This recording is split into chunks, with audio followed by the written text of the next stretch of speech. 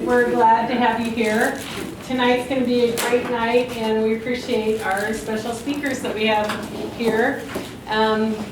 So we have, get out of my stuff, a few announcements. Let me get into them. Chris Sargent, I don't see him. He's working towards becoming the Utah County Beekeeping Inspector. State beekeeping inspector. Did I say that right? Just a county inspector. Just a county inspector. And on our email group, we will send you what we got from Jenna. If you are interested in helping his cause, she is sending us the information. It's kind of like a form letter that we will send to the Utah County Commissioners on his behalf so that we have a inspector in our county. So we will be sending that out. So be looking for that. In July, Mike will be teaching, and in August, Terry will be teaching our class. In September, we will be doing our bee picnic. It is on September 12th, and it's at the Orem Park. And this year, we will be doing the traditional silent auction for BAB, but we also have decided as a board that we were going to get a spinner extractor, honey extractor, and you have to be present to win. So we are hoping that it helps people want to come to our picnic and have a chance at winning a spinner. So that's the plan right now. So tonight we're having two presentations, and after the presentation we will have a Q&A. I know that we've got some new beekeepers that have questions, and especially if you've started your hive in the spring, you're now getting to the point of what next? What do I look for? What do I do now? And we're getting into those hot days of summer where we have 100 degrees and above and not a lot of rainfall, and so those kind of problems are starting to plague you as well as me. So we'll be talking about that. So I'm going to have Keith. He's in the back. He's not paying attention. He's not here. He's helping. Have to He is hold helping. So Heather and I kind of have a connection because her dad lives in my stake, and so I've known him for a while. And so when Keith talked about that he knew Heather and would have her come, I said, that sounds fantastic. So I asked him actually to put together not presentation, just a vitae to introduce Heather. All And I'm right. gonna get Keith, you're up. He's taking care of business. Sorry. Okay, All you right. get to present, Heather.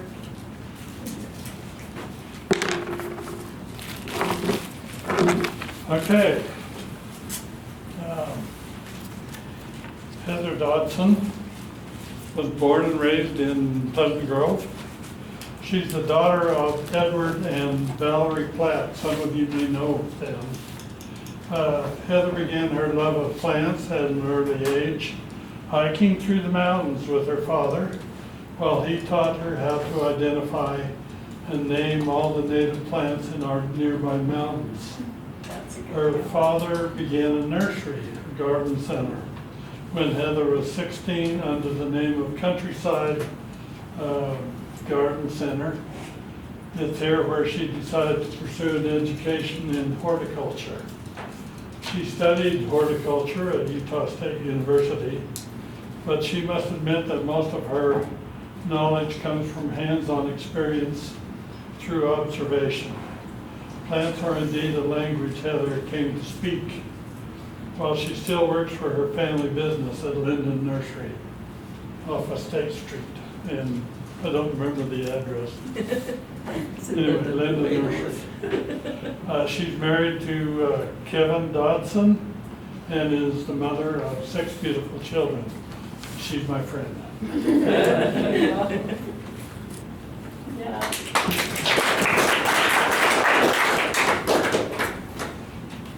Thank you for having me. I feel comfortable talking about plants because I speak that language, but I understand that a whole bunch of people speak that language as well. There isn't a monopoly on plants, and I know that many of you have a landscape and many of you have a yard. And so I hope that this can be kind of a back and forth, because I don't look at plants as, I look at them as individuals, yes, but I see plants as having a job title. I see each of them as having a unique responsibility. And so when I talk to people about plants, I'd like them to give me their input about what they need and what they want and what they hope to have, because these plants will do a job for you if you find the right plant.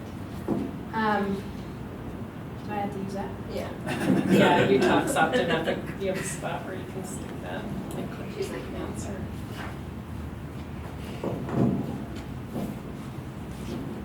I hate so public speaking, but you know what, we're gonna make it work.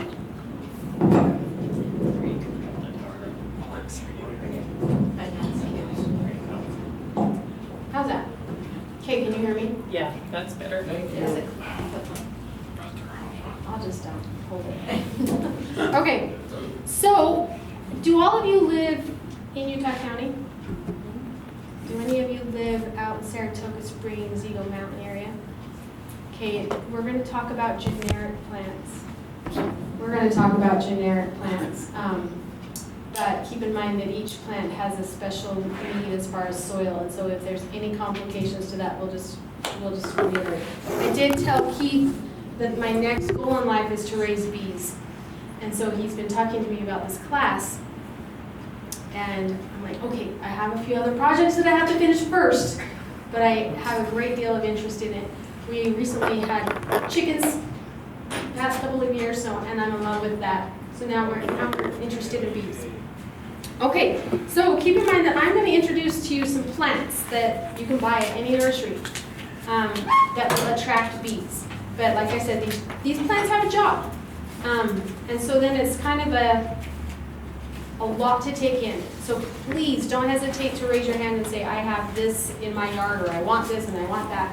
And then we can talk details. I also have here a list of plants that Keith asked me to make a handout that you can pass around. I Googled some of these. I just did some generic Googling that you guys would be able to find. But I know that there's plants that I couldn't find on Google that attract bees, so I added those to the list. So just really quick, if you were, I think you probably have all noticed this, but if you'll, in your observations, I'm sure you've noticed that bees are strongly attracted to blue and purple flowers. So if you don't know where to start, find something that's blue and purple. Bees can't see red. So in a nursery setting or in a yard or in a garden of any type, when you see bees, it's going to be on something white, blue, purple, maybe pink, but not many colors varying from that. So if you're planting to attract bees, you're going to have a monochromatic garden, but that's okay. Single flowers are better than double flowers because the bees can land on the single flower better. So for example, roses are a huge amount of petals. They attract bees, but not as much as a single flower would. Deadheading, you all know what deadheading is, cutting the old blooms off. That's going to promote more flowers. And then I have a list of seasonal blooms that will keep the bees around all year, if that helps. Honeybees have a short tongue and cannot get nectar from the long flowers.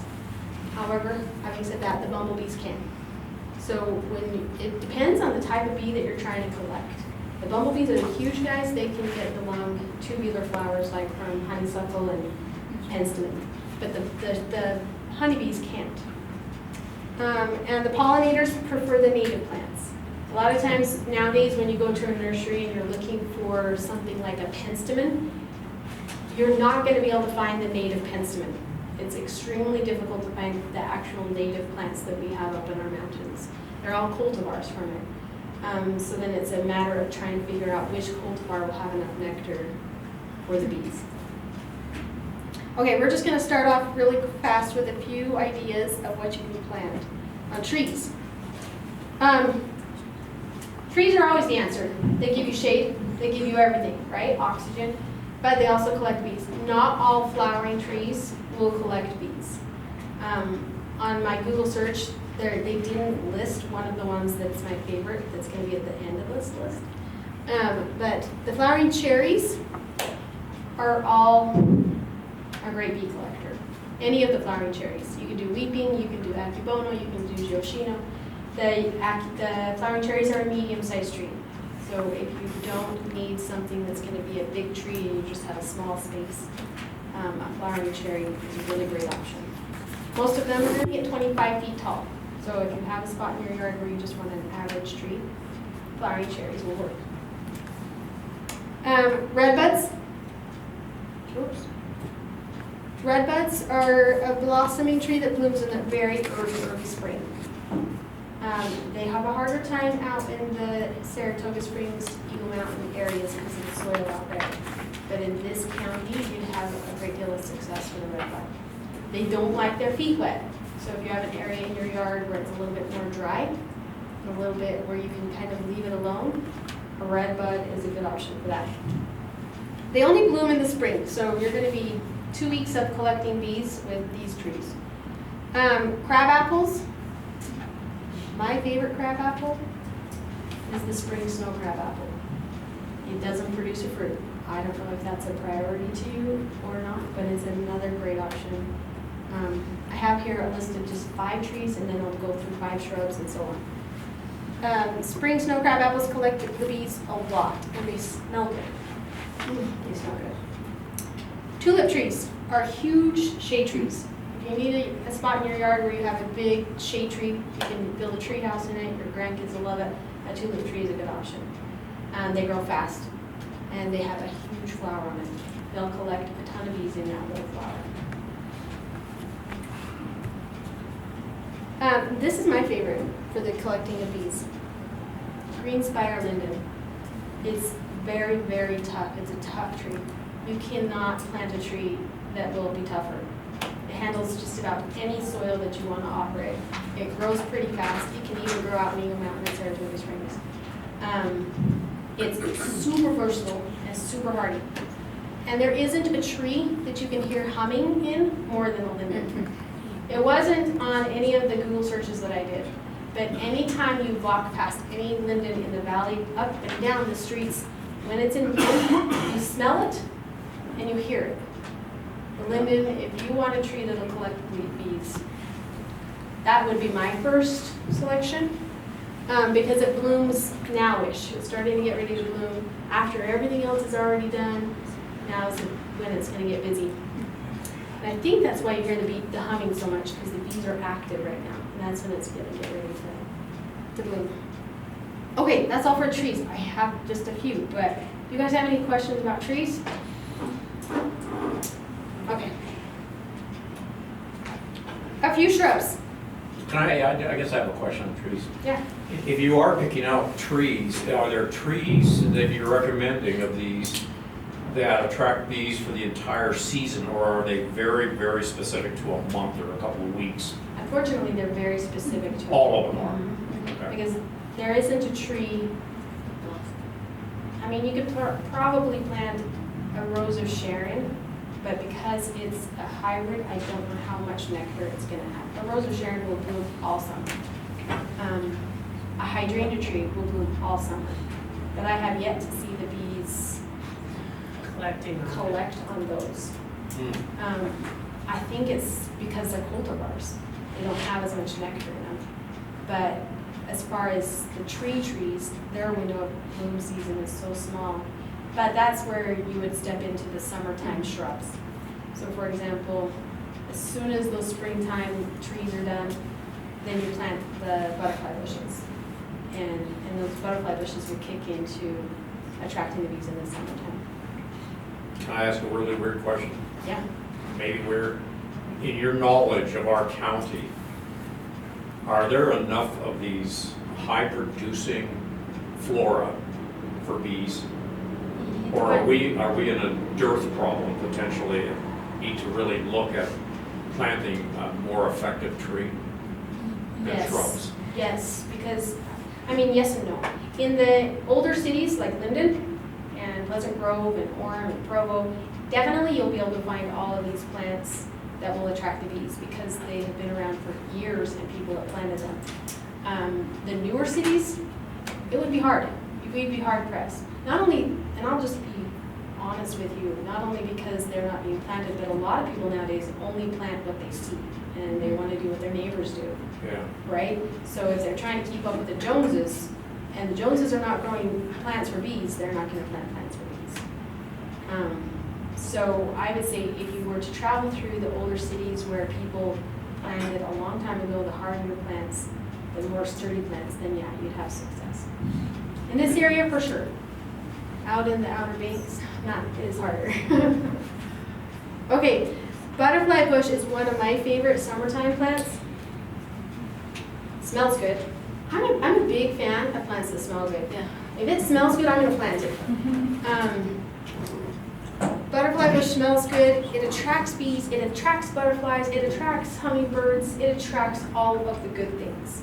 A lot of people don't like the butterfly bush because it gets so big. Nowadays, they've created dwarf butterfly bushes that can get 4 feet tall and 2 feet tall, and they still attract all of that goodness.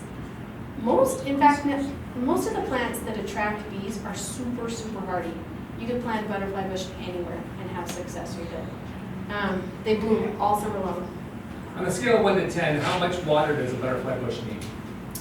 On a scale of 1 to 10, once it's established, once the roots are established in the I guess, ground, we're talking 10 being a lot of water, we're talking Yeah, a like 4. does it need to be in the path of the sprinkler, or is it No, it's hardy enough that once it's established, it can it's fine? super drought tolerant. In fact, that's a good question to ask. As far as the trees go that we talked about, I would say the least water tolerant one would be the one that would want the most water, let me put it that way, is the flowering cherry. So if you're also going toward water-wise, then lean toward the crab apples and lean toward the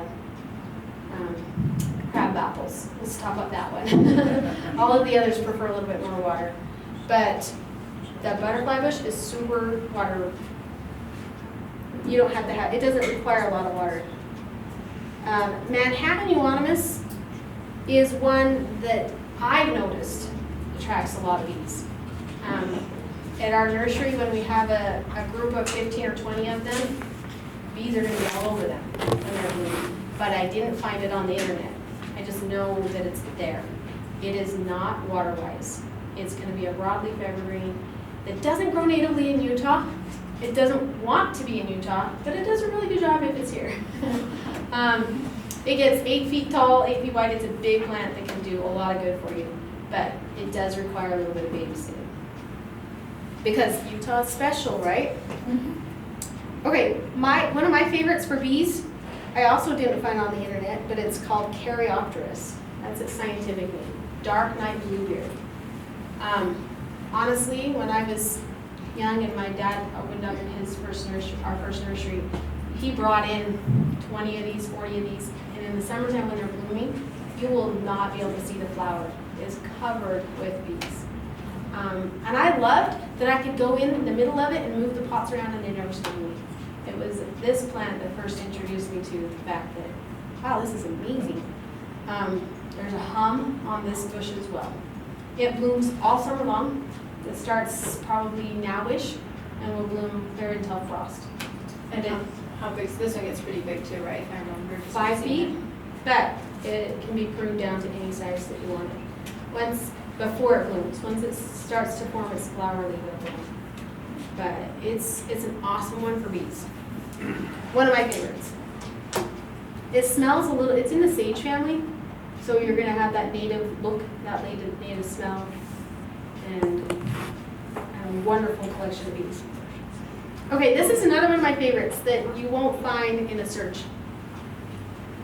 When I first found the bees on this plant, I was at a house helping someone design their yard, and they already had these, and they were 12 feet tall, and I didn't see the flower, and I didn't see the bees, but I heard them. And as I walked past this hedge that they had, it was just a constant buzz. And I was amazed. I was like, what? This will attract, because the flower is inconspicuous, because you don't see it, it's not something anybody would think about, but it attracts a huge amount of bees. If you have a spot in your yard where you don't want to see your neighbor, but you want to collect bees, if you have a spot in your yard where you just want a wall and you want to collect the bees, this one's an awesome choice. How tall will it get? 15, 20 feet. Easy. But you can also keep it pruned back to any shorter height that you want. They grow fast. So this is a nice one. Like I said, if you love your neighbor but not that much, this is a good one. And it'll keep the bees. Blooms most of the summer. Oh, okay. I skipped it already. Lilacs are another good one for the springtime. So as far as spring goes, all of the trees that we talked about are spring bloomers. Now the lilac is another spring bloomer. All of you know lilacs. Lilacs, every grandma has them, every aunt has them. You have to have a lilac. It's so true. Okay, perennials. Let's talk perennials. When I was creating the slideshow, I was amazed at how many actually did have blue and purple flowers. That isn't a false statement. Lavender grows anywhere. You can plant lavender anywhere. It's one that loves to be dry. So leave it alone, help it be dry. I discovered that lavender prefers to be pruned after it's done blooming. If you do that, then the next spring's flowers will be phenomenal. Don't prune it back when you do everything else. Prune it right after it's done blooming. So you're going to prune the lavenders back like in August. And then it'll produce a whole bunch of new stems for the next year. But lavender is a great option. This field you'd see down south in Utah. You'd see a field of humming on that one as well. Okay, lupin. That's a native plant. You would see this natively up when you're hiking Tim. They have those fields of lupin. This isn't, you can't buy the native lupin, but you can buy cultivars of it. They do attract the bees, just not as much as the native one. But it's another great option. Another one that I love for the summertime is black-eyed Susan. It's yellow and coneflower, but don't get the red because the bees can't see the red. Right? Get the pink, or the purple, or the white. These will bloom all summer and into fall. Okay, black-eyed Susan. Nope, that's not that blanket flower. It's a short little guy. Blazing Star Liatris, you don't see this in your neighbor's yard. In fact, in 1 year's time, we probably sell 2 of them. So if you want to be unique, plant a cave feather or a liatris. They bloom all summer too. Okay, annuals. Yes, annuals are the ones you plant every year. But this list, I didn't have a picture of all of them because I didn't want to take up too much of your time. But this is the list of annuals that you could plant if you wanted to for bees. My favorite is lantana. It smells good. And it's super drought tolerant. It's a good one. A lot of people like the pentas, but you don't see it very often here in Utah. Okay, and then I have on your list a list of herbs. If you want to collect bees, plant herbs, honestly. On your list you have cilantro, basil, sage, dill, rosemary, thyme, mint, bee balm. Bee balm is an herb, but it's a perennial herb. So if you plant that one, it'll come back every year. And it's an amazing bee attractor. Hyssop is my favorite. It's another perennial herb. It smells so good. And every night around 5 p.m., the hummingbirds come to find the hyssop. They have a trumpet type flower. You can find some hyssop that doesn't have a trumpet flower, but a lot of them nowadays do. So the hummingbirds will come, the bees will come, and the nectar on those is sweet. They love it. And hyssop and agastache is another one that's super drought tolerant. Milkweed is hard to find. We get a ton of people asking about milkweed. It's a little bit harder to find. but it works really well as well. Once you start growing it, it's a weed. It takes a You while. gotta keep it under control. Pop up everywhere. Yeah, in fact, my dad has some in his yard, and I say, why didn't we just dig it up, put Yeah. it in a pot and grow it? Because it's hard to find otherwise. Chives and onions work really well as well. And then on here on the additional list, you'll see the bulbs that you can get. Crocuses, hyacinths, daffodils. So as far as spring and fall goes, plant your bulbs in the fall. So the ones that sit, the hyacinth is a bulb, the crocus is a bulb, daffodil. Plant those in the fall so that you have them in an early spring. And then another early spring one that I love in my yard is the poppy. Poppies are amazing in the springtime, and the bees love them. So trees will all be in the spring. The bulbs will all be in the spring. I wrote it down in the categories right here. Bachelor button, primrose, those are all gonna be spring. And then everything else on the flower list is gonna be summertime and fall. That was just a download of plants. Do you guys have any specific questions for your yard and for your needs? I have Russian sage in the back yard where my apiary is, and it is absolutely covered with bees. It's about this big. It comes back each year, it's a perennial. Is that an herb? No, You said sage, and I don't know. it's related to the herb, Okay, but it's not technically, it doesn't fall into the category of herb. they love it. It is another huge one. You can taste it in the honey. Can you? Mhm. It's got a kind of a sage taste to it. And sage tastes good. Sage would be a good, the Russian sage is a good one too, because it has that purple flower. Yeah. Mhm. It's a good one to write down, Russian sage. What about privet? The Cheyenne privet wood, and actually the Lowdens. Yes, privet wood, because it has a little small white flower. They are highly attracted to that. That's a good one, and it's super water friendly. It doesn't require a lot of water. In fact, I'm about to plant some in my yard because I want a hedge that I don't have to look at or water or maintain. If you need something, let me know. Okay. Do you grow them? I have 240 feet down one side from the yard, and you can hear it. Can you hear it? Just making sure it's good flow. Do you have the tall one, like the 12-foot? Right now, it's about 100 feet. They're amazing. They're surrounded by, the bungalow, the reception center in Pleasant Grove is surrounded by them as well. And you can hear the hum on those. So that's a good one, another good one to write down. Cheyenne privet. How you doing? Good. Salvia, my bees were covered on the salvia over at Walmart the night we were looking for plants. Salvia is another great one. Write it down. It's on.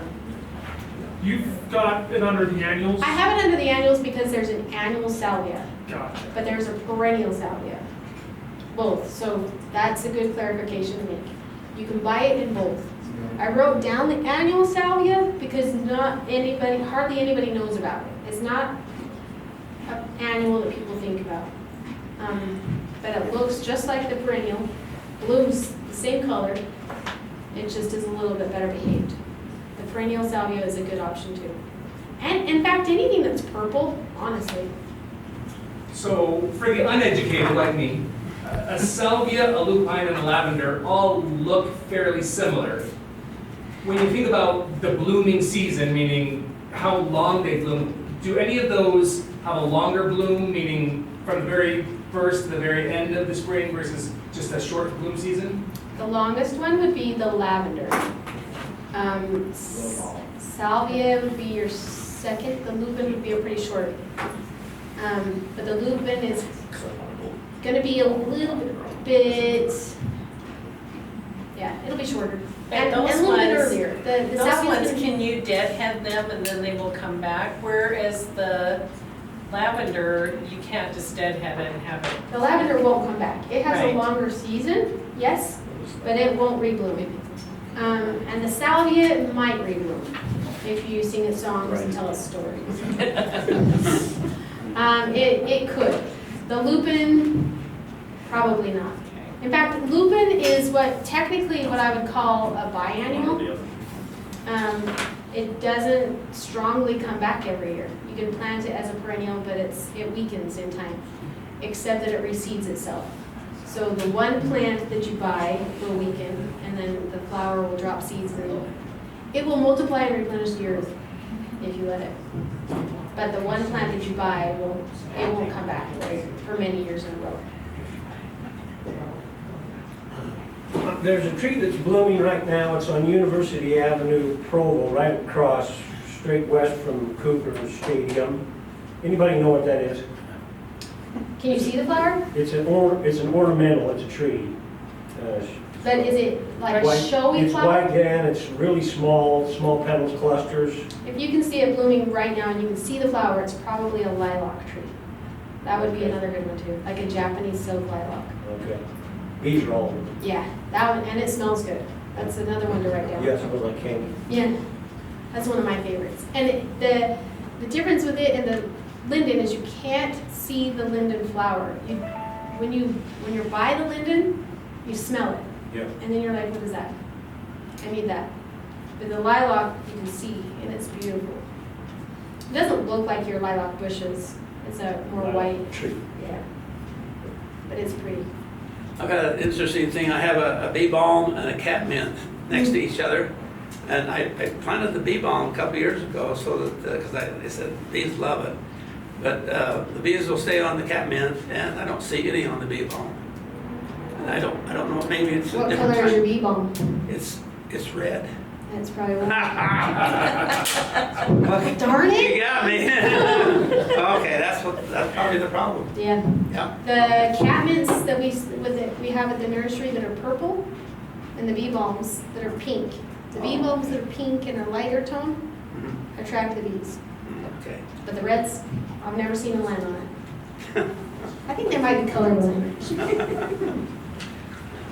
Any other questions about your specific yards? I think I read somewhere that the color red, they can't see color red, so it's like That's just black to them. Yeah, they can't see it. I didn't know that until I did some studying, and I was like, that would explain it. But yeah, they can't. So lean toward the purples and the blues. I mean, a lot of people come into the nursery saying, I want a lot of different colors, but if you're raising bees, figure out how to have a lot of different colors with mostly blues and purples. And yellows. You can do some of the yellows. The daisies are usually white. And a lot of the crabapple trees are going to be white. And the linden is white. So white would work too. They're fun. Do the crab-apples, how do I say, do they fool you by making you think they're cherries in the springtime? They have like a long stem with a little green fruit that never ripens. So a crab-apple does. Some of the crabapples will have a fruit, yes. Okay. Most of the crabapples will have a fruit. And yes, you do think it's a cherry. Because it looks like that. There's a few new cultivars of crabapples. A lot of people that raise bees and have chickens don't care if a crabapple produces fruit. A lot of that's the world. Some people care and some people don't. But a lot of the crabapples they'll produce what they call a persistent fruit. And a lot of people that raise bees also like birds. So the persistent fruit crabapples are desirable in that sense because the birds come in the fall and eat that fruit that stays around. They persistently, the tree holds on to the fruit persistently. So some of the crabapples would work really well for that. Some of the flowering cherries will produce a fruit, hawthorns, and plums, and the birds love it. The crabapples that are not persistent will drop and make a mess, but the ones that are persistent are good for years. All year long, like you said. So what about just regular fruit trees? All the usual apples and apricots and stuff. Do you have any thoughts about that? Yeah, in fact, on one of these lists, I thought I wrote down fruit trees. Oh, yeah, all types of fruit trees. definitely do that. If you are planning for the space for fruit trees, definitely marry that into your garden, your row. Because there's apples, cherries, everything. The bees are like them. So, yeah. We've got a bay window that faces due west up on the hill, and it just bakes. Do you have something that's high shade and also heavy clay that grows quickly? So a tree? Tree. Are you thinking a tree? Yes. The west side? Yes. In a lawn setting? Yeah, yes. So you plant it in your lawn? Well, I mean, I've got a space that's not lawn that would be fine. It's park right now. That will also attract the bees? How big of a tree do you want it to get? As big and shady as I can get. Quick cottonwood. I planted, there's one that's completely outside the box that nobody wants to plant because of the negative name that it has. But I planted an elm on the west side of my house. Nowadays, they've created elms that are well behaved. They don't have the seeds that spread all over the world. And they do have a flower that would attract the bees. So you plant an elm or a linden. And elms are going to be the fastest. My elm that I've planted puts out easily 2 to 3 feet of growth a year. In the 5 years that it's been that we planted it, it's doubled in size. It's a good one. I planted a frontier elm, so it's not going to be huge, but 40 feet. Good, fast growing, and they're hard to kill. But it does produce a flower, a small, inconspicuous flower. You don't see it, but it would attract bees. If you want to focus on the bees, that's where I would plant the linden. Okay. Any other questions? Now, don't take this wrong, but I don't see dandelions on the list. I know. My dad would yell at me if he knew I didn't put dandelions. He gets so frustrated at the people who want to kill them. Yeah. Don't kill them. Yeah, they're a great one. No offense to the people who want to kill them. So while I'm making jokes, I need a list of plants that the bees like, but the deer won't eat. Right? Yeah. Actually, you know what? That's not hard because most of the purple loving plants the deer won't eat. Yeah. In fact, the deer will walk right past sage, they'll walk right past lavender, they'll walk right past anything that has a purple flower, the deer don't eat. Okay. That's just another little trick for deer problems. If you pound some rebar or something into the ground and you run 30-pound fishing line around the outside, the deer don't see Clothesline them. them? They'll bump into them and spook them off. There you go. So that's something I've used for a long time. That's a good idea. Anything that has a strong smell, they avoid. So you can plant any of the herbs around the areas where you don't want the deer, the basils, the thyme, anything that has a strong smell, they'll avoid. And most of the purple plants actually have a strong smell. They all have a sagey smell. So it's kind of a win-win. You want to keep the deer away and attract the bees, plant purple lovely flowers.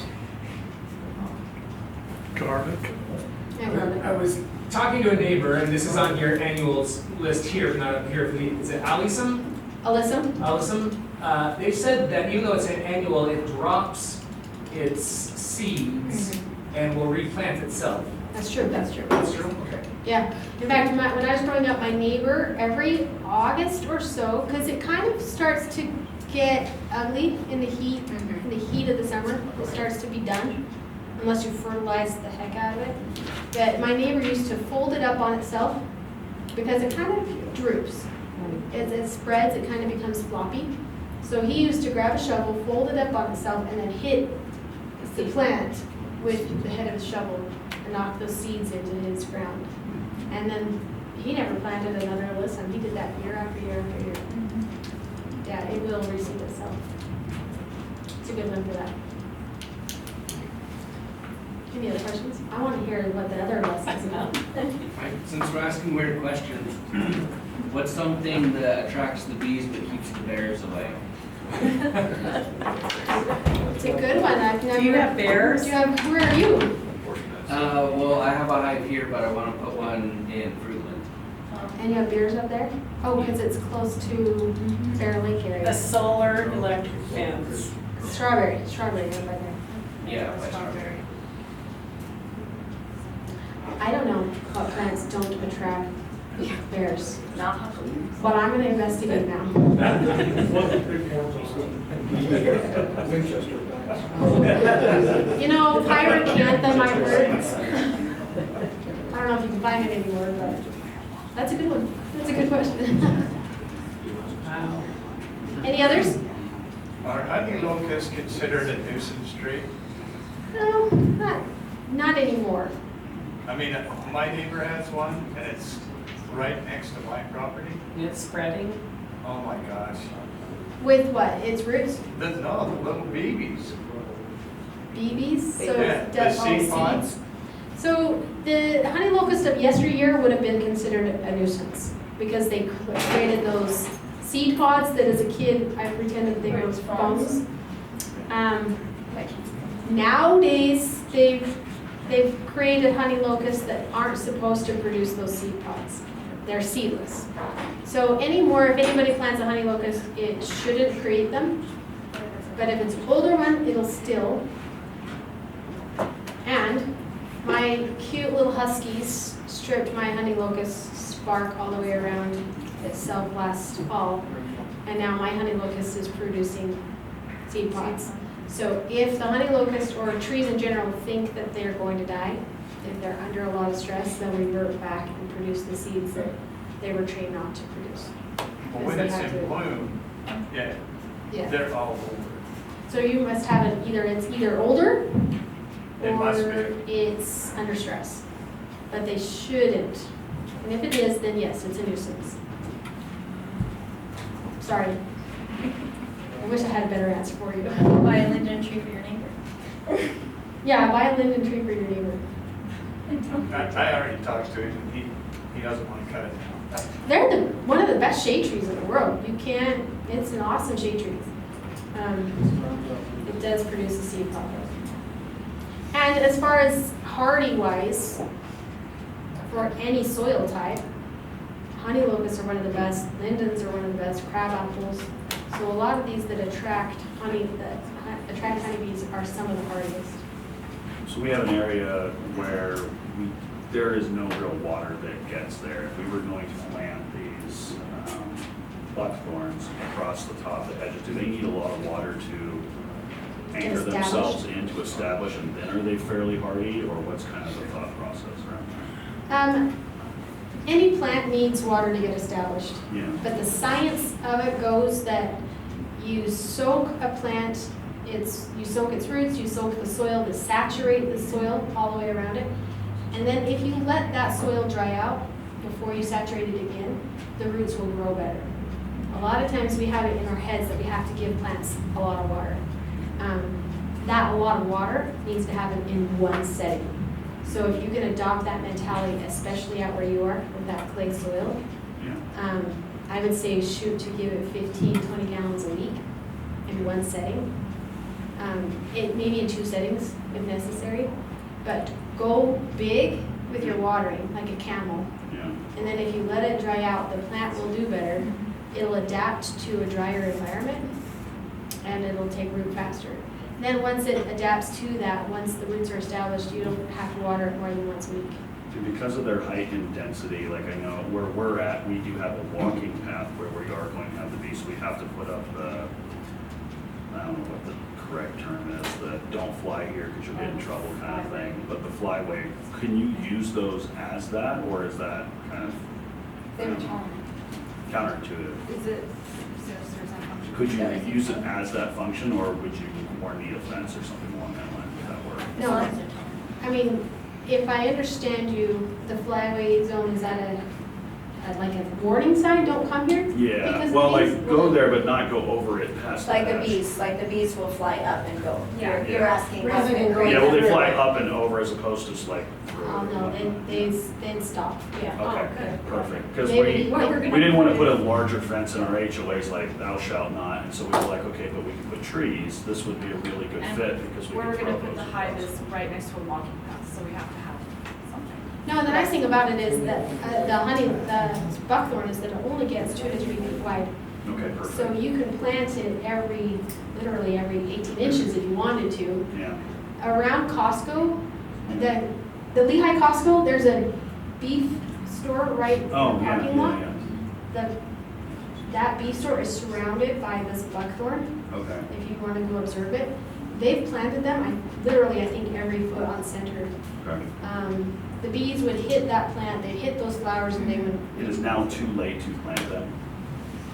No, you can plant all the way up until, well, you can really technically plant all year. Okay. It's just a matter of being a little bit more savvy about the watering, because we are getting hot. Supposed to cool down. I know, hopefully. Today was like, okay, what are we doing? No, you just need to be a little bit more careful. But keep in mind that literally the plants will do better if the soil dries out. So We're in it is Saratoga Springs, so the soil. super clay. And because of that super clay, it's okay to have it go a few days without water, Okay. as long as you give it a lot of water at the onslaught. And lindens are our friend, so, okay. You can't go wrong with a linden. Yeah, because we can put one on either end of that, it wouldn't be too much of a nuisance. Yeah. You can't go wrong with a linden, you can't go wrong with a honey locust out there.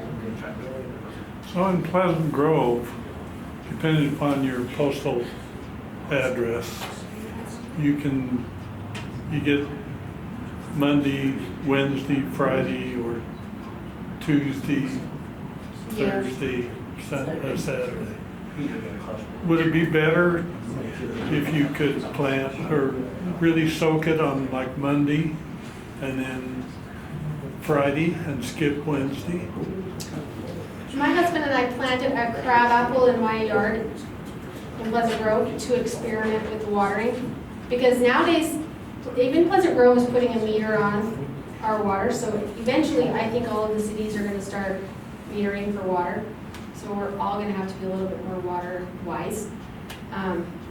So we planted a crabapple, didn't run a sprinkler system to it at all, because I wanted to see how long it would take for the leaves to wilt.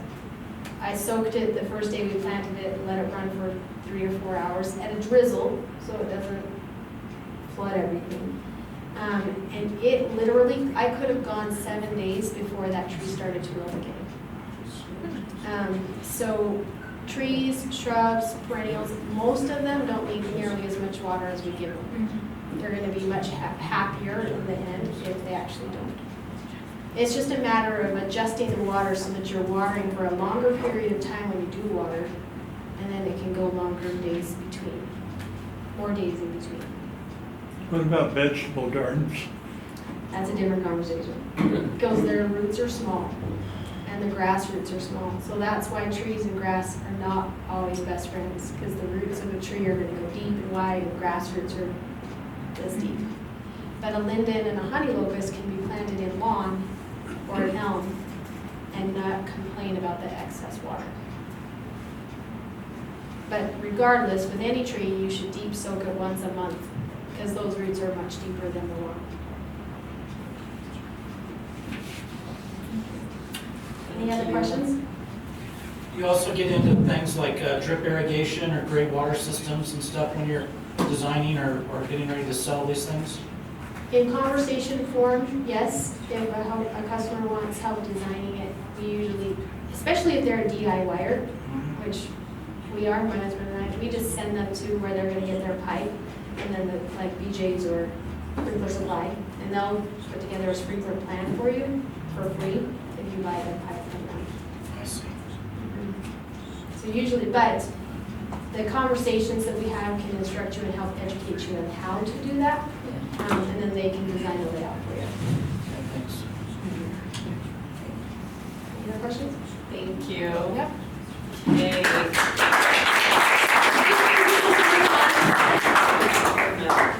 We need to. Yeah, do you want to do this right now? Yep. And then while Janelle's doing that, we're going to invite Lisa to come up. So Lisa and I had a happenstance meeting. I still haven't heard how. So I went and helped her go through her beehives, and I don't know if I killed them or not. No, they're doing good. Can I use this for a second? Yeah. Then nobody can accuse me. So while I was there, Lisa had this ingenious watering system for her bees. And I looked at it and I said, will you come teach this at our meeting? And she said she would. And so that's why we have her here. So I'm gonna, after we do this, let her. So Lisa Richards lives over in American Fork. And I guess she'll have to tell a little bit about yourself. She's got beehives, and I'm not sure how many she has at this time. And I would get it. Do you need it for mine? I need to get yours up, yeah. Will you grab that end of the table? We're gonna move it up. Oh, you ready? Grab that table. He's deaf, that's all. Okay. Oh. Okay. Is that where you want it? No, a little further. A little more. There you go. That's perfect. Okay, I'm gonna tell you the names real quick before you go. So that first plant, Shelley, which one do you want to do? Or Heather, you choose. The lavender. Okay, this is to Matthew Howcroft. Okay, and then the second, and if you're not excited, I'll just take it home for you. And the second one, she pulled the wrong name because it's supposed to be mine, but it's Megan Miller. Cornflower.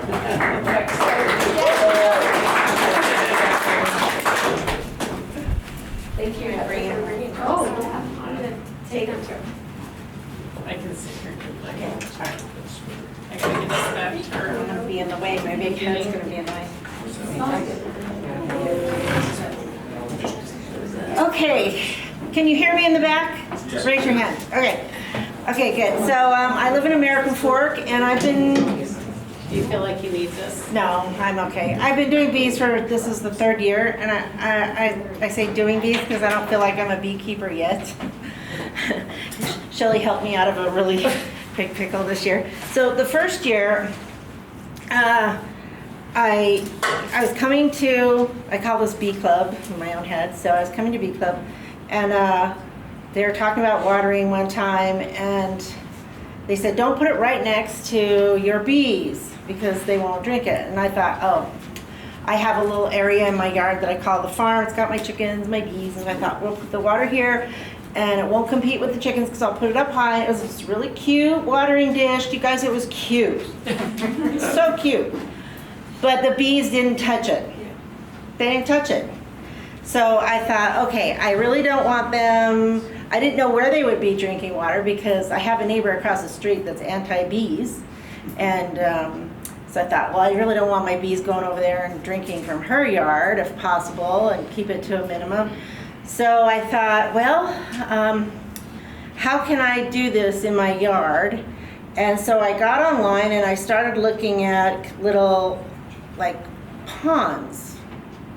And the easiest one that I thought I could do was a container pond, so using something like this. And so I put together, let's go ahead and go to the next one, Shelley, if you don't mind.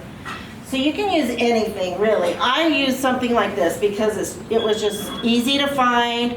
There's, it holds water well, but you know, there's an old boat, bathtub, you know, the half barrels, whatever you have that will hold water will work for your little bee pond. Can I take these out? I should have dumped those here. No, you're. Thank you. Okay, let's go to Shelley. Okay, so location's important, like I just said. By the way, I love it when the honeybees are in my container like this and they're bums up. This is bottoms up. I think they're so cute. Anyway, so this was the thing that I was talking about. Location is important. They won't go really close. So my house, I have my house, my little farm back here where the bees are, and then around the corner is where I put my little bee watering hole. And they will, and it's probably 80 feet away, maybe.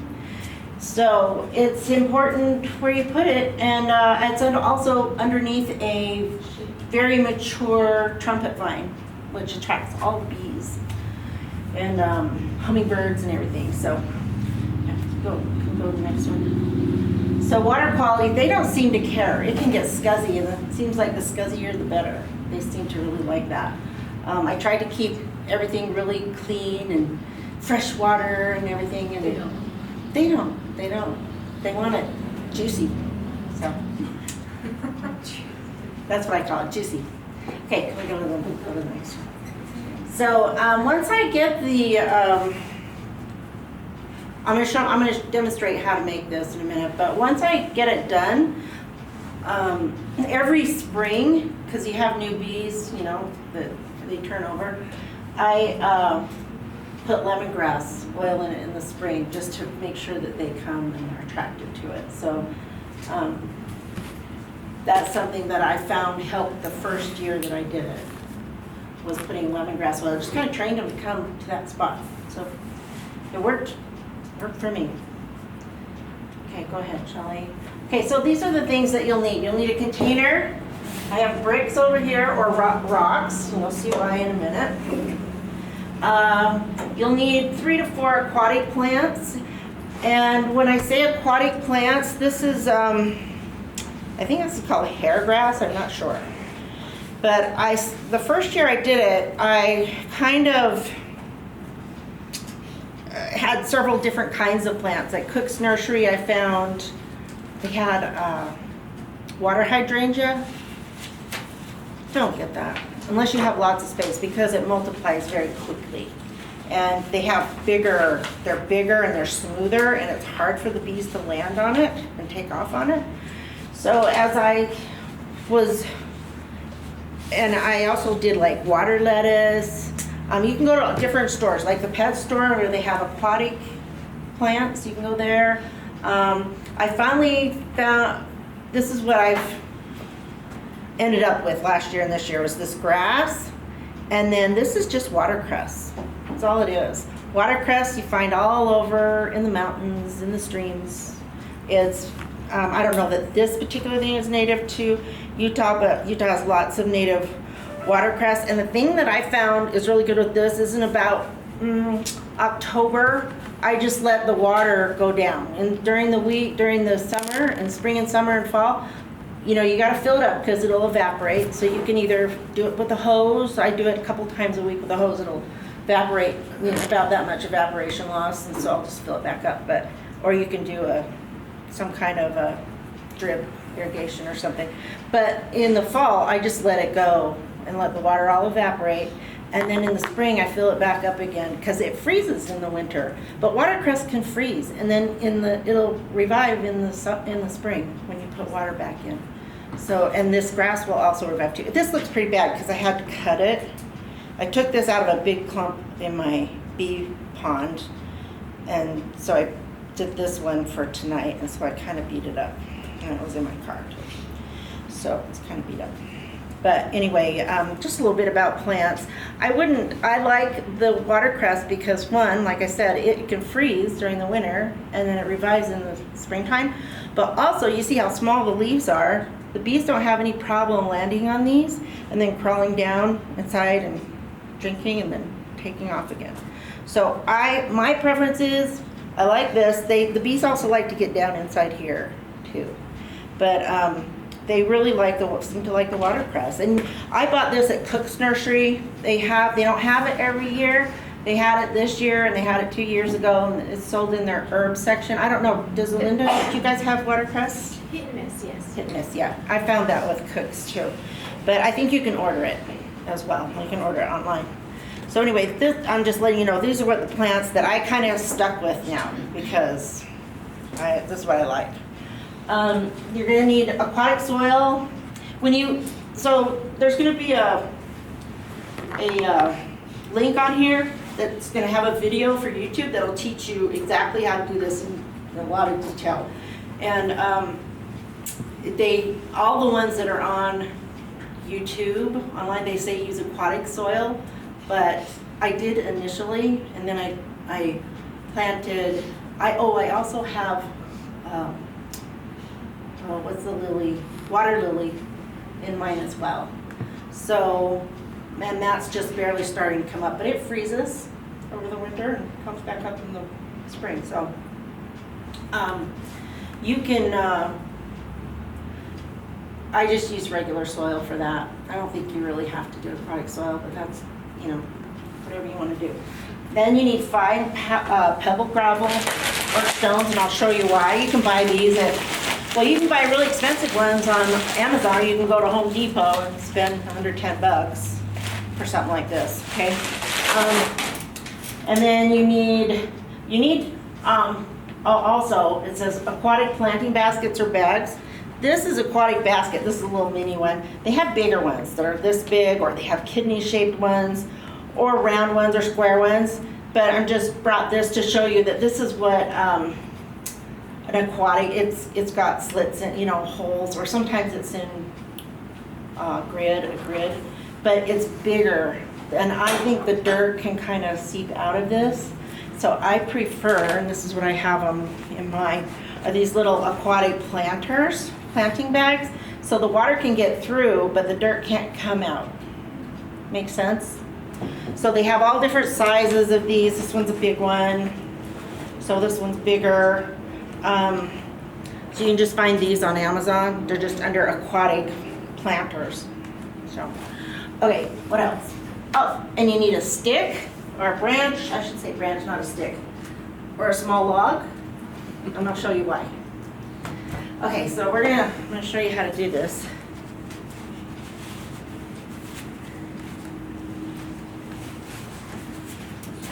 I'm gonna bring this up here. Is that the end? We have another one? Is that the end? Oh, yeah, let's get started. So if you want to take a picture, there are many online YouTube videos of how to do a pond, but I thought this guy did the best. So you can look for it, whatever one you want online, but I'll just save you some time because there's a whole bunch of them. Okay, so that's it. I feel like That is a good quote there. oh, did you get to see the quote?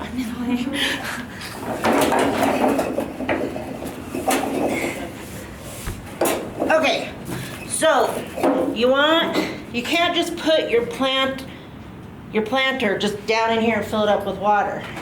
You've got to make like a shelf for it, okay? So I'm gonna start by I'll show you this when I'm done. I'll tip it, how I'm building this. You can put rocks, big rocks if you want. I just happen to have a pile of bricks at my house.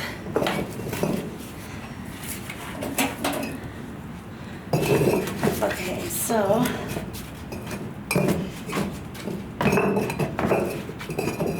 okay, this is how I kind of made it. Can you see it?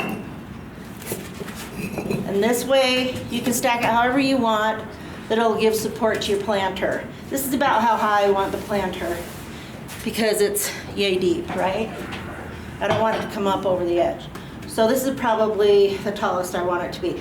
Now in the one I have at home, I also have, down here is where I put my water lily. I put one clear down here because the water lilies like to be down deep in the water. So there's that. And then I don't know how muddy this is going to be. I'll bring it close. Okay, so I think I'm okay. And I'm going to put it like this because I want the grass in the back, and this is the back, but I'm putting it this way so I can tip it and show you. So you're just going to set it on here. See how that is? And then, so the water doesn't float the dirt out if you want to. I've already planted this. I planted this last night so it wouldn't be a big mess here. So I'm just going to take this, and where the dirt is showing, I'm just going to put pebbles. And that holds the dirt down so it won't float away with the water.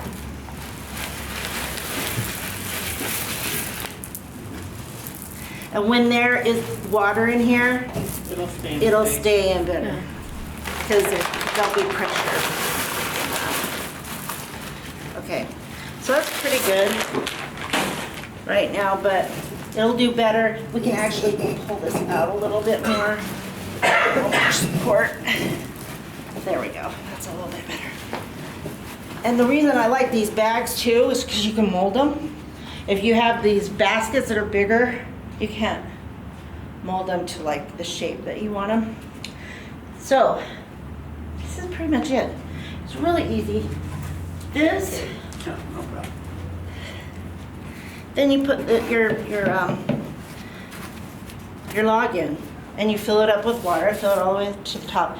The bees will land on, they have something to land on, so they don't drown. They'll land here, they'll land here. They love it. I don't know how they do it, but I sit there and watch them drink, and the log will be wet and saturated once you put water in, and they'll just drink right out of the log, you know, wherever it's moist. And so it's pretty fun. They'll, like I said, they'll drink, they'll come to the edge, and kind of bottoms up, drink here, they'll get all in here. It's a super busy, like a mega highway, especially in the afternoon when it's warm and they're looking for water.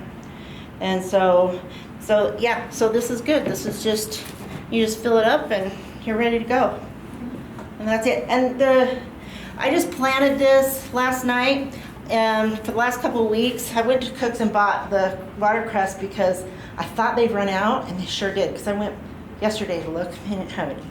So I bought it a couple of weeks ago, and it's been sitting in water, so you can see like all these hair roots here, and it'll take to the dirt pretty quick. But once that takes, what'll happen is this watercress will start growing out, and it'll start growing up over the log, and it'll look really pretty. We'll start just taking a more little natural look to the watercress. So that's it. I know your pond is so pretty. It's so pretty. It is. How fast does it evaporate in your? It's in full sun till about 1 o'clock in the afternoon. So it'll probably, every couple days, it's about this much, I have to fill it up. And when it's really, really hot, like 100 plus, you might lose more. But I have raspberries I go and water because they like lots of water. So every time I water them, I just come over and fill it up to the top. And even when it goes down low, there's still plenty of water in there. And low, I mean like this low. Then like you go away for a week on vacation or something, you come back, there's still water in there. They'll still be drinking. But anyway, it's super easy to do. It's fun. The bees love it. Any questions? And I'm with you. I gotta have something that looks pretty. Yeah. Yeah. Like, we want our watering hole. I know you guys out there are all about the 5-gallon buckets with the corks, but we like pretty. If it's gonna be in the yard, it needs to be kind of pretty and functional, It's right? a girly thing. I mean, It is. my little dish up high didn't work. It was so pretty. But, you know, this works. And again, you know, you can add something like something else to fill up this area if you wanted to, or just let the So what would you water lily. recommend? Like you're Water talking lily. the water lily? I would not do Cooks sell the water hydrangea. It will just overtake everything. Oh, and when it gets really hot, there will be sometimes an algae that grows in here. So let me back up. So the bees do like scuzzy water, but you still want it to be oxygenated. So these plants will oxygenate the water to a degree. But sometimes when it gets really hot in the summertime, it's just so hot. Once in a while, I notice that there's some I don't know what it is, algae or something, plant matter growing on the top. It's like thick. And so I'll just pull it up and throw it out when it gets like that. But it usually only happens like August, end of July, August. But the bees can still drink through it. It's just not pretty to me. Lisa, I have a question. Yeah. What about mosquitoes? No, I was worried about that too, but You don't see it? even the first year I put, what are they, those little fish you put in? Koi or the goldfish? No, they're like, They don't need that, yeah, I know what you're talking about. The beta. they eat They're Yeah. called mosquito fish. that eat the mosquito larvae, but I never saw any. I never saw any. But this doesn't just attract honeybees. So I've noticed that damselflies in my yard have increased since I've had this, and they're really pretty. They're pretty, you know. You guys use the word pretty a lot. Anyway, so, yeah, this just works. What about the lemongrass? How much and how? Oh, I just go, Just sprinkle it That's in it. once a year? in the springtime, this year I did it twice, because I thought, well, you know, the last 2 years, they were really all over it, and they weren't at the beginning of this year, but now they are. I did it twice. And I don't know if that's the reason why, but I know they love that stuff, so. Any other questions or thoughts? Thank you. Okay. Thank you, Lisa. Yeah. Oh, I know. I love it, I love it. Okay, newbies out there, what questions do you have or concerns that you have with your hives right now? Yes? How close is too close for the water? I've not heard that before. Like how far? I have watering stations in various parts of my yard. Are they using yours? I think so. So I've got mine across the street in a neighboring lot. So I just got like a chicken water over there with some sticks in this bit of ground. They seem to be using it a little bit, but not as much as I would expect. But I don't want them to flow across the street, like to get over to my house since I don't know how far we would put it. For what it's worth, I got a call this week from my neighbor 2 houses down. It says, is there any way of taking your bees out of my yard and getting them over to your yard because they are overwhelming the bird bath? She has a couple of bird baths in her backyard. And I'm working on that. It's probably Janelle's fault, but I won't get into that. But it's interesting that she said they're drowning like crazy. Now, it obviously isn't just my bees, there's bees all over, but I thought it was interesting that there are so many of them in her bird baths. And I don't know what the attraction is, you know, if it's standing water, I don't know if she has fountains. I've been studying it with Janelle and I have talked about this, and there are all kinds of master beekeepers with opinions and stuff, and I'm sure there's a lot here, and it probably means something that we could talk about in the future, this watering, but I've heard everything about moving water is an advantage.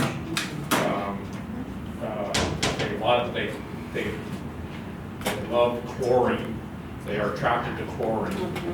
And there's all kinds of these, and when the water is out, and I have what you have, which is, I've heard some say that when the water gets quite hot, like upwards to 100 degrees, it's sitting in a container in 100 degrees sun, that is not as attractive to bees.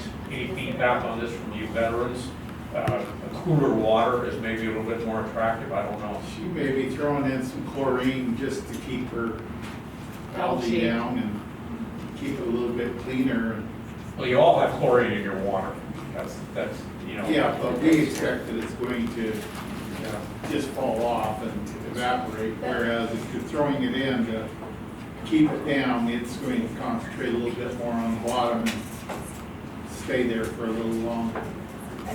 I would say experiment, because I know I had some, they didn't use it at all, you know, and then, but I moved some a little closer, and I think it was just more in their flight path. So kind of watch where they're flying, I think, you know, experiment with it, if you're like, it's not as many as I think, you know, if you only have a handful, 5 or 10 bees. Only a handful, and I would expect it to be a lot more. Yeah, then, I mean, it depends on how many hives and stuff, but I would just experiment. Well, it's interesting that my neighbor, who's only 2 doors down, she's overwhelmed with bees. It almost looks like a swarm to her because they're just going after these bird baths for some reason. I don't have a bird bath in my yard, but I'm going to experiment, like Janelle said. I'm going to put something bigger. I don't know if anybody has any feedback on that. But They do like the bird baths. I have think a it's bird bath too, and they like that. I think it has to do. But I with- put pebbles and Yeah. everything in it so they don't drown. Put the rocks in. And that's from the other side of the house. Is it pretty? Not really. We have a bird bath also, and that's like close to 75 or 100 feet away. And then I've got this fountain that's only 25 feet away from them. But they go clear across the yard to get to that bird bath. Yeah. And now there's running water on this other thing, and they don't seem to like them. I saw a bee on it today, one bee, and hallelujah, $130. You know? The water one bee. Yeah, with having both in my yard, a bird bath and that, I prefer that because the bird bath has to be filled up pretty much every day. Yeah, Or every topped day. off every day, or filled up every 2 days as it goes dry with, you know. Yeah, and that's cool, that would keep the water cooler too, I think. I don't know, so extreme, yeah. But I would watch the flight path too, because I think that would give you an idea where do they, you know, which way do they head? Because if you put it over here and they're always flying this way, yeah, watch the highway. Any other questions? I got a question on the mic treatments. Yes. I've had them for 2 months. I've had them. Okay. Think about that. I've had Put a lot of bees. water in both. Right. And if you When, put something I mean, that floats, they say you have to do the wash, That's- the mics put on that half water. That's why you have the You do them every Kinda month, goes or through. do No. you wait, or? That's what Jenna That suggested would last be- time. Every month? She said to Heather do says they're gonna order a some high, more a check for mics Christmas. once a month until you get to the fall in August and September, and then just do it. Then do it every 2 weeks. There's no way you guys are doing that every month commercially, right? So But they treat them. I know, you just treat prophylactically. I've already done my checks. I did them really early. Some colonies had more than they should have. And I'm attributing to the winter that we had and how everything came out. So some colonies are already being treated for mites, while other ones had low mite counts. And I'm just about ready to go do some testing again, just to see. I have noticed some deformed wing, so I'm just making sure that things are where I want them to be. Wow, interesting. Yeah, so check, see what your count is, and then treat. Yes, but also the treatments are temperature dependent. So, yeah, that will make a decision, that will guide your decision on what you use to treat them. Yeah. In this area, what's the best treatment that people have found that we use? You do something different, at Every least I do, something different on, depending on the time of year. Yeah, you can't use, like, if you really love mite away strips, you can't use those in the middle of the summer, you'll kill your It's too hive. hot. So you have, it is temperature. There's a really amazing website that the Utah County, or the state of Utah has on their website. It says like, are they rearing brood? What's the temperature outside? Do you have honey supers on? And then it will give you your options, and then you can make, are you willing to use synthetic, or do you only want to go natural? And then it will tell you your options. And that's just the state. Yeah, it's on the state's website, and we can maybe include it in the newsletter. Okay. It's a really good, it's a walkthrough, so it gives you options, and it's like, what time of year is it? Is it hot? Is it cold?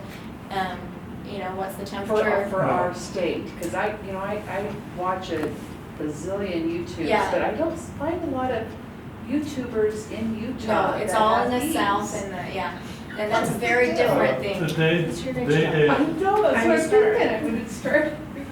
What's that? Data Bee Supply has a catalog about that thick, and in the middle of it, there's, like you said, A there's graph that options tells about you. different, and it tells you, you can't use this when This it's over a temperature. certain temperature and all that stuff. So there's several sources for that. Yeah. So, sorry, there's not really, No, but also okay, it is that's- really important that's to helpful. use different things because Right. otherwise they can become mite resistant, the mites can become resistant. So there have been some treatments that were really effective and are no longer effective because the mites are, they become resistant to it. So I have one, I just started, got my package, I didn't get the new, which I wanted. Anyway, August 27th, I have one hive in a 10-frame lane straw. And I don't know what I'm doing. No, I do kind of know what I'm doing. But my question is, should I be, how many, in Utah, how many, do you go through the winter with 1D, 2D? Well, it depends on what you have, right? If you only have enough bees for one, you don't do one. Okay, so if I have enough bees, if they get bigger, which they are, Yeah, you should be they're able doing really good, I think. Yeah. All of us now go, this I- is plastic, I can't do that. Yeah, no, you should, you'll. So the Okay. experience is. I know. So most people in Utah do 2D, right? It's, again, it's gonna just depend, if you're running mediums, you could look at, Yeah, if you're running two mediums equals a D.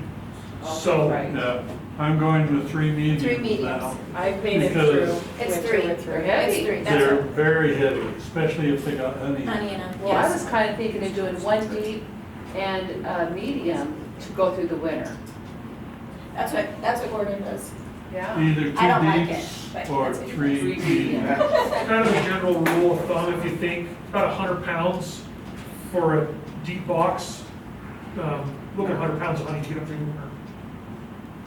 Okay, I got one more question. Don't laugh at me, you guys. Is bird comb and wonky comb the same stinking thing? Yes. I know, I told you, silly question. No, that's not a silly question, that's important, because people throw out words and you're like, I is know. wonky comb different than This bird? channel says this, and this, yeah, so wonky comb and bird comb are the same thing. Yeah, bird comb is anytime bird comb sometimes refers to it like when it's built somewhere you don't want it. Right, okay. But wonky comb is built where you don't want it, right? Usually it's off the frame or, so it becomes. Well, and I had one side of my foundation was that kind of was coming out, but I couldn't kill it because I saw a ton of eggs in there. Yeah, but guess what? You're a farmer, because you aren't pets. I know, but I thought I'm gonna have to take that out sometime. Yeah, I was gonna say, the worst part is that they just continue doing it and then. Right. Something you can do when you start seeing bird comb come out funky and they're not building other places, break it off and smear it Smear it Yeah. on the spots that don't have it. Yeah, that's They'll go what in, I've done. they'll do what they want to do with it, put it somewhere, but it helps them to start drying out in those areas. Sometimes it's because there's not enough wax on your foundation. But I have been adding wax to my foundations, Yeah. which by the way, I like go to this Cal Ranch and that Cal Ranch and to find, everybody, you guys have taken all my foundation. But they don't carry a lot, that's why. There's not a store in Utah County that carries much of anything. The Provo IFA is usually really good with equipment. The So what one? Provo's Provo IFA. Okay. So if you're needing to get something, that's usually the store to go to. American Fork has pretty good supply too. Yeah, I was there, Cal 2 weeks Ranch ago, they had doesn't carry some. much, they just barely started. I work in Salt Lake County. Linda so nursing out there. Maybe we should. Has pictures of bees. If I'm gonna raise bees, might as well. That's right. Add it on. There you go. Okay. It goes on. Okay, any other questions? I have one about the nectar flow. Yes. Does it normally stop in the summertime? I know it depends on your area, but for Utah County, does it? like, So we have a big nectar flow when you've got all those fruit trees blossoming and all of the, And the one water. right, and it was wet and moist and now we're getting into kind of the dry, hot It's gonna go- days. And coming so it's down, kind of slowing gonna down. slow down right now. Okay. Yeah. And then the fall will pick up again? Yes, it does, it typically does. Depends on what kind of fall we have. Which impacts it, how does that impact anything? What is the process? Like, how does it impact? So we get a nectar flow and so they will gather the nectar and put it in the cells. And right now, if you look in your hives, you may have some capped honey in there. You may just have, the nectar sitting in there and they're waiting to get it all capped.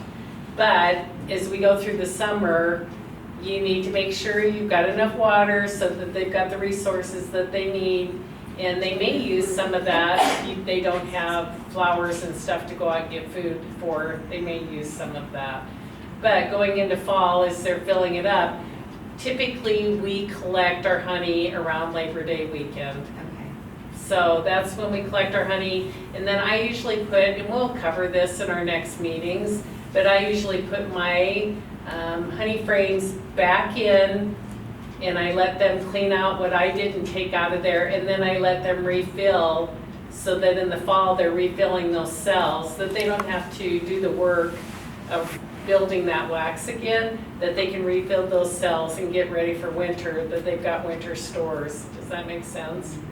So that's kind of the pattern I After go you've with. harvested the honey. Yes. Yeah, not all of it though, you still leave some. Yeah, I do leave some for them. Yeah, like Chris says, you figure out how much you need for the winter and leave that so that they have food for the winter.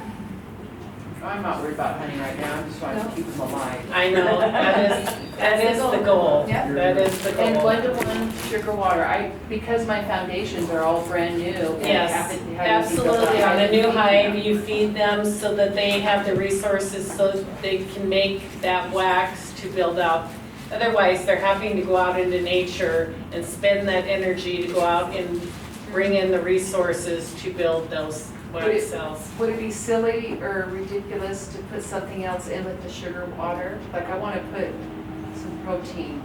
So protein doesn't, in the spring, the protein source would be pollen patties.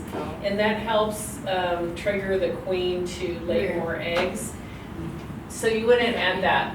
We do, and I didn't bring it with me, but the association does do essential oils.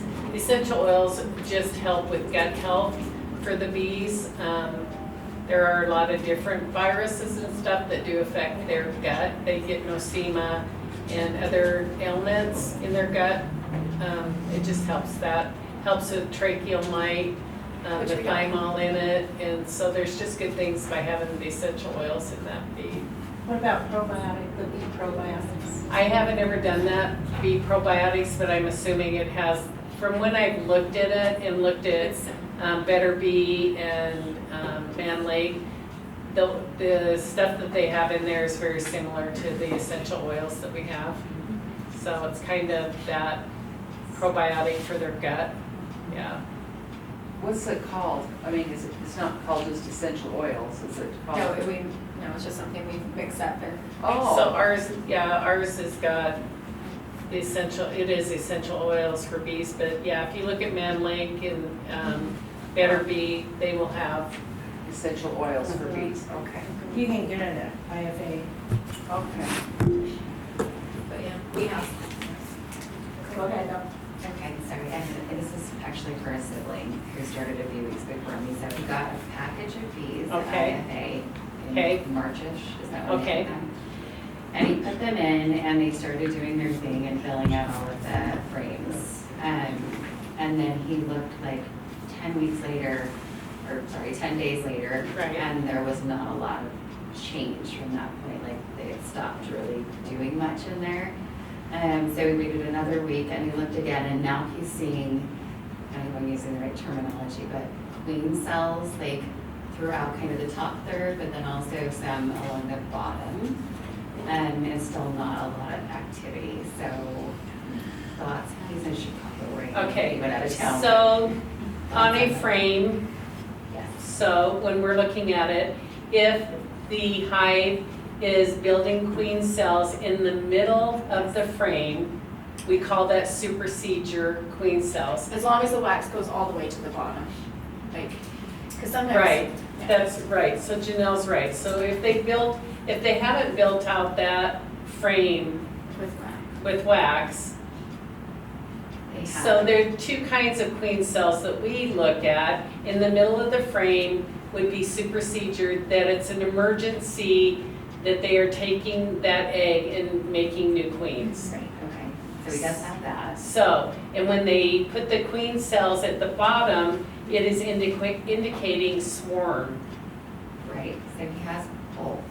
Yeah, so then it's supersedure. They all, if they're at the bottom but also in the middle, that just means they made queen cells wherever there was an egg, they could make it. So Okay, he so- probably doesn't have a queen in there. So he probably lost his queen, and I think before he went out of town, he like took all of the ones off the bottom and left the ones in the middle, hoping that that was the case, they would make a new queen. Is that the right? Well, all of them would make a new queen. And, you know, even on our little Facebook group, I see people saying that I'm going to kill this queen here and that. And I'm like, why? You're now taking away one of your hopes. The hive will figure it out. Whoever hatches, whoever goes out for her mating flight is gonna come back and kill her competitors. But if you're wiping out queen cells, You don't know which one is the you don't know stronger. who's gonna survive. Okay. So I wouldn't kill, that's in, some of you experienced people out there, Terry, Daniel, jump in, So Stan, Chris. when, it was last year, I had a queen that ended up disappearing. And as we went through, I counted, I believe it was 63 emergency cells Wow. that had been produced in the colony. Were they all over? Yeah. All. Middle frames, bottom of frames. So if there's gonna be an issue with the supersedes, you'll just see them on in the middle. If they're gonna swarm, they're gonna be at the bottom, but if you have them everywhere, you've got an emergency queen rearing operation going. Yeah, but he's okay, I mean, Now the he thing, left queen cells, so he's okay. the thing I would tell you about queen cells. So the queen, help me out, 26 days? Queen takes 16 days. 16. to emerge. 16, once they've capped it. Or laying- They cap the queen day 9, day 10, and then day 16 she emerges. So about actually, 7. it's the fastest developing of between worker bees and drones that queen comes out. But now she's gotta come out, and then she's gotta go out for her mating flight, and you're hoping that she doesn't meet the front end of a car or a bird, you know, taking her for a snack. And then she's gotta come back after she's been fertilized and start laying.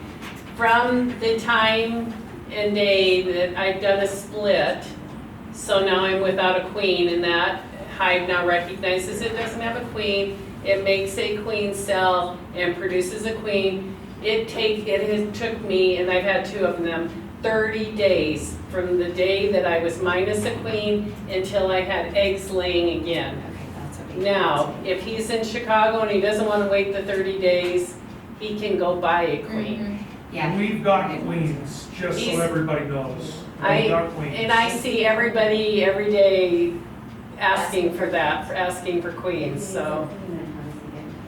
Come talk to one of us 3. We can get you guys set up on it. Do you ship them to Chicago? Huh? You'll ship them to Chicago? Because he's in Chicago. No, he's just there for a week. Oh, So he he's in did that like the Chicago night for a before he week. left, he was like, I oh, what do I misunderstood do? you. Yeah, he's coming back, yeah. So he sent me with his. Yeah, and you know, that's the other thing, when we're new and doing hive inspections, I started that outside frame. Typically on a new hive, there's not gonna be much action happening on that outside frame. I take it out and kind of set it aside, and then as I'm doing my hive inspection, I'm sliding those frames. As I'm lifting, you want gentle and intent motion, right? So lifting, and I'm looking and seeing anything, and I always keep my frames over my hive in case your queen happens to be, usually she'll move away from light, then I slide it over, gently slide it over, and I look. When I see eggs, I get out of Dodge. I go looking for signs of life. Some people, and when I was an initial beekeeper, I wanted to see the queen. I wanted to see her so bad. If I see signs that my queen's been in there in the last couple days, I see eggs, I slide it over. She likes to run around the ends, and you know where the little prong things are on those frames. You don't want to squish her in there. We don't want to roll her in there. Losing our queen, she's the most important part of that hive. I slide everybody really slowly back over, put that frame back in, shut it up, and then go back in 7 to 10 days. If I see that they're working, that 8 frames, and they've got wax laid down on it, and they're working all of those frames, then I'm gonna add another box. Okay? So that's where you guys are at. Have you added another box? So I added another box to mine, but I got, what's it called, a Nook? Yes, Or a Nook, whatever. yes. So I think I am. You were largely at least a month ahead of Yes. him with doing a So, new yeah, so I comparative have package. the second one probably, I don't know, 10 days ago. And when I just kind of peeked in there the other day, there wasn't a lot of activity in that second box. Did you add extra wax on it? No. Or you could pull out some frame spray with sugar I water. did that. Okay, I'd add Just the last time I was in wax. there, I sprayed sugar water on them. I had read that somewhere. I'd add wax. Okay. yeah.